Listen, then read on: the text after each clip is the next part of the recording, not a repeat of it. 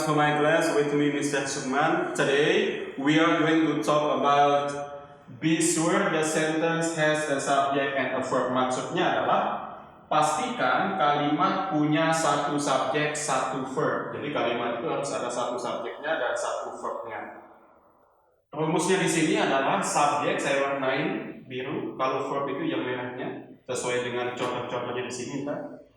Oke, subjek itu diisi oleh noun, kata benda. Kita akan analisis. Tom di sini warnanya biru itu subjeknya. Tom sebagai subjek. Verbnya pakai SIS. Soalnya Tom ini dia he, jadi verb SIS.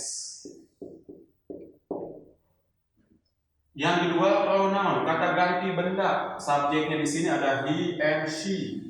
Seperti yang kita ketahui pada kalimat itu ada she, he, it, they, we. He and she di sini sebagai subjeknya.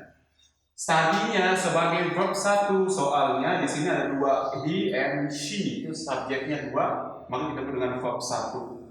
Yang ketiga noun phrase. Noun phrase di sini frase itu apa? Frase itu adalah gabungan kata atau rangkaian kata yang minimal dua kata. Di sini ada tiga kata. My ugly friend, tiga kata. Jadi inti katanya di friend ini sebagai head namanya inti kata, clusternya noun, ugly-nya sebagai modifier yaitu adjektif kata sifat, my juga modifier adjektif kata sifat. Nah jadi kalau ada rangkaian kata seperti ini dan intinya di noun itu yang disebut dengan noun phrase dan ini boleh menjadi subjek. Verbnya di sini ada studied verb 2. Jadi setelah subjek langsung ke verb 2 itu enggak masalah. Tesisnya simple past. Yang keempat ada namanya noun clause. Noun clause itu identik dengan ada conjunction-nya di posisi subjek. Why di sini sebagai conjunction, you-nya subjek, join-nya sebagai verb, my class-nya sebagai objek. Jadi dari why sampai class ini namanya subjek noun clause. Verbnya may ini modal. Answer ini verb 1. Jadi ada modal ketemu dengan verb 1 boleh jadi verb dalam suatu kalimat. Yang selanjutnya ada namanya gerund. Gerund atau gerund phrase. Gerund itu identik dengan ing. Ing di posisi subjek. Shopping ini namanya head intinya yang disebut dengan istilah gerund, penambahan ing. Many clothes ini sebagai objeknya. Nah, jadi gerund punya objek namanya gerund phrase. Shopping my clothes ini sebagai subjek, namanya subjek gerund phrase. Verbnya yaitu anggota have yaitu has. Ketemu dengan verb 3. Nah, ingat anggota have itu ada have, ada has, ada have, ada having. Pasangannya verb 3. Selanjutnya ada namanya to infinitive phrase, yaitu to plus verb 1. To verb 1, to study ini namanya have. Istilahnya to infinitive. Grammarnya sebagai objeknya. Jadi to infinitive itu punya objek.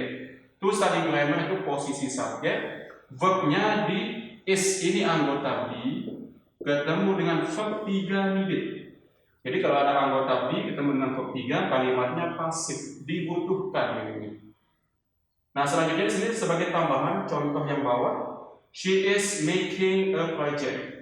She-nya di sini sebagai subjek. Is making anggota be ketemu dengan verb ing. Nah kalau ada anggota be ketemu dengan verb ing, artinya adalah aktif dia. Dia perempuan sedang membuat sebuah proyek, jadi sedang membuat, kalimatnya aktif. Saya ulang, kalau anggota be ketemu dengan verb 3 kalimatnya pasif. Kalau anggota be ketemu dengan verb ing kalimatnya aktif. Nah hati-hati menggunakan anggota be. Jadi anggota be itu ketemu dengan dua verb saja. Yang pertama verb 3, yang kedua verb ing. Tergantung kalimatnya aktif atau pasif. Nah inilah sekelompok yang boleh jadi subjek dan yang boleh jadi verb. Sekian video pembelajaran kali ini. Thank you so much for watching and have a nice day.